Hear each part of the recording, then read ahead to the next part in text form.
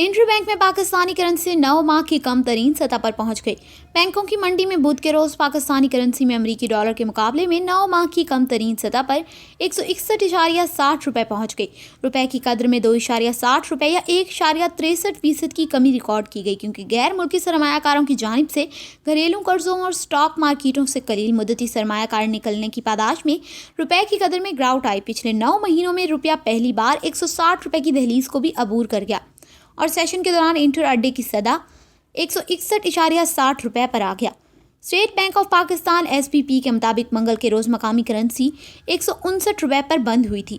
आरिफ हबीब limited के head of research Samiullah Tariq ने the express Tribune से गुफ्तगू करते हुए कहा कि स्टेट बैंक के आदाद शुमार के मुताबिक पिछले 3 हफ्तों में गैर मुल्की सरमायाकारों ने हुकूमती कर्जों की सिक्योरिटीज से 1.56 बिलियन डॉलर की कलील मुद्दती सरमायाकारी वापस ले ली।